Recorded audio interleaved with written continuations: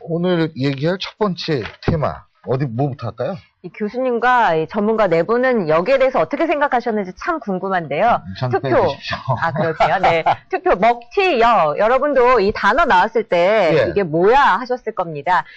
여야 공방이 아주 치열했다고 볼 수 있는데 야권에서 먼저 투표 시간 연장을 제안했잖아요. 거기에 대해서 새누리당 이정현 공보단장이 먹튀 방지법을 그럼 연계 처리하자 나왔습니다. 네. 그러면서 또 논란이 시끄러웠는데 어떻게 생각하셨는지 궁금합니다. 아무튼 선거 이슈가 대단히 해괴합니다. 먹튀는 먹고 튄다는 얘기죠. 먹고 튀면 안 되죠. 안 되는 걸 안 되게 하는 것은 정상적인 거라고 봐야 되는 것이고. 전 론스타가 이번에 대선에 나온 줄 알았어요. 먹튀하면 론스타만 생각나요. 그렇죠. 저는. 네. 그러니까 뭐 문재인 후보가 통큰 양보를 한 게 아니고 비정상을 정상으로 갖다 놓은 것에 불과하고, 그다음에 투표 시간 연장이라는 것은 포괄적으로 투표율을 제고하자는 거 아니겠습니까? 투표율을 제고하는데 반대할 이유는 없는 것이죠. 그런데 문제는 9월 정기국회 여야가 분명히 이걸 논의를 했고, 투표율을 제고할 수 있는 방법은 많이 있죠, 여러 가지로. 많이 있는데 D-50일쯤에 하필 이 문제를 가지고 아주 선정적으로 니네들은 투표율 확대에 찬성하니 반대하니 이렇게 질문하는 것도 상당히 정략적인 부분이 없다라고 얘기할 수는 없겠고, 이 변화구를 받아치는 새누리당도 돌직구로 받아치면 되는데 또다시 잔머리를 굴리려다가 된통 대치기를 당하는. 근데 어쨌든 뭐 크게 보면 이번 대선에서 이런 류의 어떤 쟁점이 핵심 쟁점이 된다는 것 자체가 대한민국 정치의 후진성을 적나라하게 보여주고 있다라고 저는 생각합니다. 일단 저는 그 먹튀란 말을 좀 안 했으면 좋겠어요. 왜냐하면 우리나라 정치가 계속 이 여야 간의 뭐 증오와 대립의 정치 불신 이런 얘기를 많이 하지 않습니까? 그런데 먹튀라는 게 먹고 튄다는 얘기 아니에요. 그래서 꼭 먹튀란 말 해야 되는 것인지. 론스타 때 말이 됐어요. 론스타가 우리나라 그렇죠. 그거는 우리나라 공간이 튀는 거니까. 우리나라 정서에 맞는데 지금 정치에서 이거 먹고 튄다는 건 마치 정치인들을 너무 자꾸 그렇게 뭐 폄하한 듯한 이런 것들을 하나 지적하고 싶거든요. 정치적 언어가 순화가 돼야 되겠다는 얘기를 하나 하고 싶고요. 어쨌든 투표 시간 연장 문제와 이 두 분은 일단 논의의 레벨은 다른 겁니다. 저도 뭐 먹튀라는 말이 일반적으로 통하니까 먹튀라는 말을 할 수밖에 없겠네요. 왜? 먹튀법이라는 거는 말하자면 정치자금법이에요. 네. 그리고 이 투표시간 연장은 공직선거법 개정에 대한 문제거든요. 근데 이 정치자금법과 공직선거법은 다 정치관계법입니다. 정당법과 함께. 근데 이 정치관계법은 뭐 신 교수님 너무 잘 아시겠습니다만 이 선거 앞두고 개정하기 대단히 어려워요. 그렇죠. 선거구 획정 같은 경우도요. 워낙 정치적 이해가 보이기 때문에 여야 막론하고 참 어려운 겁니다, 기본적으로. 근데 이 어쨌든 대선 앞두고 이 문제가 나왔다라는 게 어떤 그런 정략적인 냄새를 풍긴 건 분명합니다. 근데 여당은 여당대로 투표시간 연장이라는 것이 투표율 제고로 연결될 거고, 투표율 제고라는 것이 아무래도 젊은 층들의 투표율, 그리고 또 비정규직 노동자들이 좀 진보성향을 우리가 가정한다면 그것이 불리하니까 또 반대하는 겁니다. 그래서 양측의 명분이 있습니다만 양측이 다 정치적인 세법을 하는 거예요. 그것까지 우리가 욕할 필요는 없죠. 당연한 거겠죠. 근데 어찌됐든 명분은 좀 야당에 있는 것 같아요. 서로 정치적 셈법이 있습니다만 투표시간 연장을 하자. 그래서 투표율을 좀 제고시키자. 그리고 경제민주화 복지 얘기하는데 이 소외계층을 좀 투표에 참여시키자라는 것은 나름의 명분이 있어 보인다. 단지 이것을 또 출마 안 했으면 이제 선거보증을 환수해야 한다라는 그 법을 개정하자라는 거 아니겠어요? 근데 또 하나, 저는 박 박사님 말에 기본적으로 동의하면서도 선거보조금을 다시 환수해가는 것은 문제가 좀 있다라고 봐요. 왜 그러냐면요.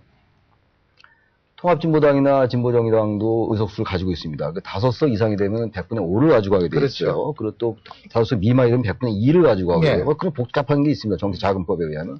그러면 만약에 나중에 그 군수후보들이 연대할 수도 있는 문제고 사퇴할 수도 있어요. 그것도 하나의 그 정치적인 행위입니다. 그것도. 그걸 너무 마냥 그냥 그것을 뭐 담합이다 이렇게 비판하고 하나도 없어요. 새누리당과 선진통일당의 합당은 그것도 정치공학적인 거 다 마찬가지거든요. 그렇기 때문에 만약에 그렇게 되면 카르텔 정당들은 문제가 별로 없는데 새누리당이나 민주통합당 같은 경우는 구소정당들의 어떤 그 정치 입지가 대단히 약화될 수 있습니다. 그래서 기본적으로 원론적으로는 출마 안 하면 선거보조금을 회수해가는 게 맞아 보이긴 합니다만 그것에만 마냥 몰입할 건 아니다. 그래서 어떤 정치 발전이라든지 너무 카르텔 정당화하는 것, 거대 정당화하는 것 이런 것들에 대한 방지한 측면에서 꼭 그렇게 좋은 것만 아니라고 저는 생각을 해요. 알겠습니다. 지금 근데 이제 이 얘기가 나오게 된 거는 투표 시간 연장하자 이거 아니에요. 근데 사실 100억이 든다는 박근혜 후보의 발언이 또 문제가 돼가지고 그렇죠. 이게 투표 시간 연장과 맞물려가지고 이 100억이 들더라도 할 거는 해야 되는 것 아닌가라는 얘기도 나오고 어떻게 보세요, 이 박사님? 일단 투표 시간 연장 부분에 관해서 그것이 정략적이든 아니면 지금 제기됐든 아니면 전에 제기됐든 그것이 정략적이든 그걸 다 떠나서 그거에 대한 명분은 누구도 거부할 수 없는 것이죠. 그것은 참정권을 확대한다라는 거 아니겠습니까? 더 많은 사람들이 투표를 하게 한다. 선관위도 반대할 문제가 전혀 아닐 테고요. 선관위도 선거율을 투표를 올리면 좋은 것이고 국민들 입장에서 봤을 때도 예를 들면 선거일이 임시 공휴일 아닙니까? 그러니까 공무원들은 다 쉬지만은 일반 중소기업이라든가 영세 사업자라든가 뭐 근로일하는 노동자라든가 이런 사람들은 투표를 못 해왔던 게 사실이고 그걸 주자 투표권을 더 주자 그런 거에 대해서 그것을 정략적이다 뭐다라고 하는 것은 기본적인 취지를 훼손시키는 거가 되고 그것이 또 여야 공방으로 가서 마치 너니 나니 이런 식으로 그것이 뭐 내가 누구죠 이전 공보단장인가 내가 제안했는데 니네들이 받았다 안 받았다 이런 식으로 가면서 국민들의 참정권을 넓혀가는 과정에 대해서 상당히 정치적 정략적 공방으로 훼손되는 과정이다. 그래서 시민단체도 그 문제에 관해서 청원 운동을 한 거로 알고 있고요. 또 가처분 신청도 민주변호사 모임에서 가처분까지 낸 거로 알고 있거든요. 그래서 그런 부분들은 좀 구분을 해서 해야 될 것이다. 아니 그건 여야가 합의하면 이번에 할 수도 있는 거 아니겠습니까? 그 참정권 넓혀가는 건데 꼭 다음에 해야 된다. 그럴 이유는 없는 거라고 저는 봐요. 예. 그 여론조사 있죠? 그 투표 시간 연장에 대해서 없나요? 여론조사, 이 자체에 대해서는 찬성 의견이 60, 70% 나옵니다. 당이론적인 얘기니까요. 근데 자세히 살펴보면 지난 10월 26일 작년 서울시장 재보궐선거 할 때 그때도 이제 평일이었기 때문에 8시까지 했거든요. 근데 6시부터 7시까지 진행된 출구조사를 보면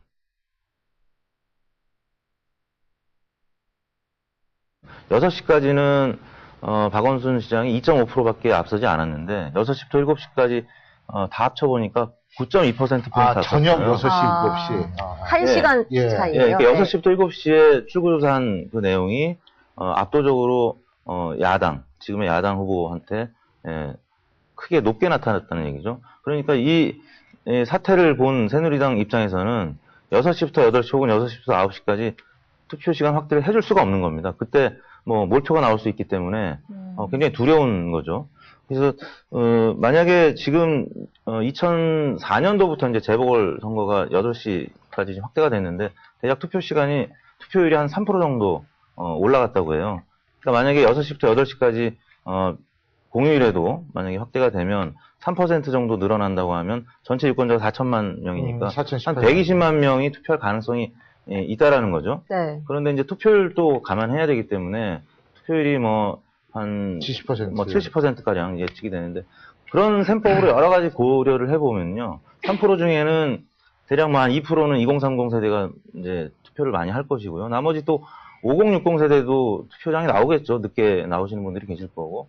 그래서 이 주판을 좀 두드려 보면 야권이 그다지 큰 표로 많이 반영될 가능성은 크진 않아요. 그래서 제가 대충 계산해 보니까 한 10만 표, 20만 표 더 이제 가져가는 건데 만약에 10만 표, 20만 표라도 지금 2, 3% 차이로 갈릴 수 있는 이번 선거에서 사실 아쉬운 부분이죠. 그러니까 야권에서는 저녁 시간 한 2-3시간 늘리자는 건데 만약에 새누리당 입장에서는 이거를 새벽 시간으로 좀 당기자라는 주장을 할 수도 있는 겁니다. 왜냐하면 새벽 시간으로 당기면 이 어르신들이 또 투표할 가능성이 좀 더 높아져요. 네. 새벽장 없으신 어르신들이. 그래서 실제 여론조사를 저희가 이제 매일 조사하는 시간이 한 2시부터 8시까지인데 저녁 시간을 만약에 8시에서 10시까지로 그 조사 시간을 늘리잖아요. 그럼 2030 세대 응답률이 높아져서 야권 지지율이 좀 높아져요. 근데 어느 정도는 높아지나요? 한 2, 3%는 높아지죠. 근데 이제 저희가 2시부터 6시까지로 정한 이유는 대략 이 정도 시간이 실제 투표 결과랑 비슷하게 나오기 때문에 경험적으로 그렇게 하고 있거든요.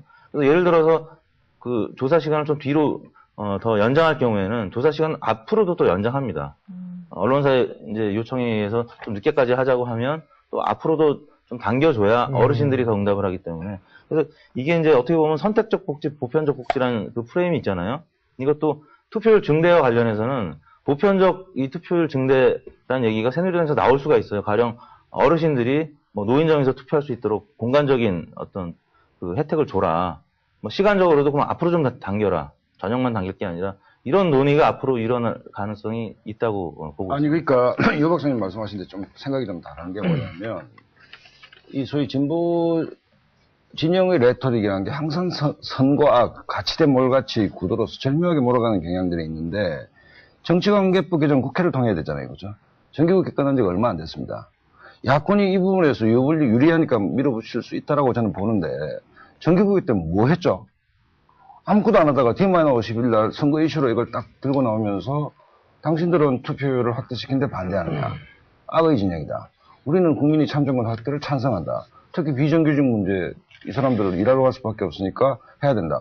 그렇게 절박한 문제라면 국회 어제 아래 끝났는데 국회에서 공론화시키고 이슈화시켜서 해야 되는 것이고 또 그 투표율을 제고하는 방법은 여러 가지가 있을 수 있잖아요. 방금 이태수 대표 얘기했듯이. 그러니까 제도와 수준을 향상시킬 필요가 있다면 차분차분하게 접근해야 되는 문제인데 T-50일 날 대뜸 이 문제를 선거 악의 구도로서 몰고 가는 문제는 정략적이다고 보는 것이고 두 번째 선관위가 실질적으로 실무적으로 준비할 수 있는 것인지 또 한번 따져봐야 되는 문제입니다. 그러니까 이것은 제도와 수준을 향상시키는 문제이기 때문에 선거 악의 관점에서 접근하는 것 자체가 정략적이다.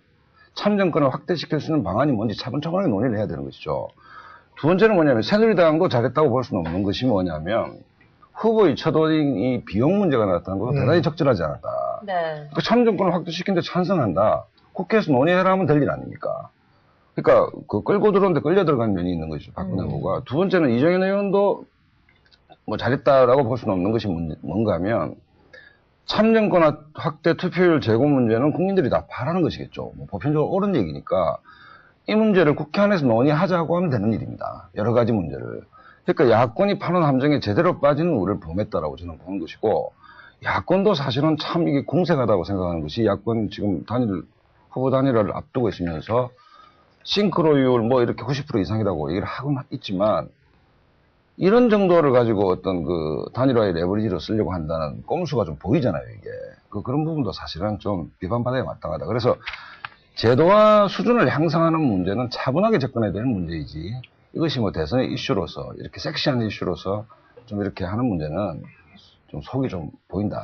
그들이 주장하는 것은 정략적일 수밖에 없는 것이죠. 네. 새누리당에서 대선을 지금 50일도 안 남았죠. 대선에 입각해서 주장할 것이고 민주통합당도 자기네가 유리하게 주장한 건 다 정략적인 것인데 결국은 국민이 바라봤을 때 그것이 어느 정도 내용이 있는 것이 명분이 있고 진짜 방향이 올바른 것이냐 이게 제일 중요한 판단인 것이거든요. 그런 측면에서 봤을 때 저는 제 생각에는 새누리당이 이 투표시간 연장 문제는 마이너스 뺄셈으로 가면 같지 플러스는 앞으로 가기가 어렵다. 그렇다면 차라리 적극적으로 지금 뭐 리얼미티 대표도 말씀하셨지만 적극적으로 그걸 받아서 전향적으로 검토를 하고 어떻게 할 것이냐라는 것을 얘기를 하면 그럼 이번 임시국회로 하자. 그렇게 할 수도 있는 것이고 절차가 이러니까 그럼 다음 국회 할 수도 있다. 이런 전향적인 얘기를 해야 되는 것인데 이것이 100억이니 30억이니 비용 따지고 그리고 뭐 선관위 위원들이 사람들이 많이 든다 고생한다 이런 얘기까지 하니까 실제로 굉장히 궁색한 변명이 되면서 박근혜 후보한테 새누리당한테 별로 좋지 않은 영향을 미칠 것이다. 그런 생각이 듭니다. 아니 그러니까 박근혜 후보가 대응을 잘못한 건 틀림없어요. 사실은 아까 말씀드렸듯이 민주주의라는 게 제도와 수준을 끊임없이 향상시켜가는 거 아닙니까? 그 향상시키는 것은 법과 제도의 틀 안에서 해야 되는 것이고 국회에서 얼마든지 논의할 수 있는 것이죠. 논의할 수 있는 것인데 저는 좀 얄미운 게 뭐냐면 뭐 멍청하게 새누리당이 대응을 하기도 했지만 이런 문제를 절묘하게 고리로 탁 걸어서 마치 우리만이 국민을 위하고 있고 우리만이 이 투표율을 제고하려는 국민의 참정권을 대표하는 세력인 것처럼 포장하는 그 레토릭이 저는 조금 얄밉다. 사실은. 근데요, 네. 사실 따지고 보면 그게 되는 게 왜 그러냐면 이 여성 대통령 문제 있지 않습니까? 네. 요거 가만히 보면 요거는 제가 볼 땐 민주당이 아주 접근을 잘 못한 것 같아요.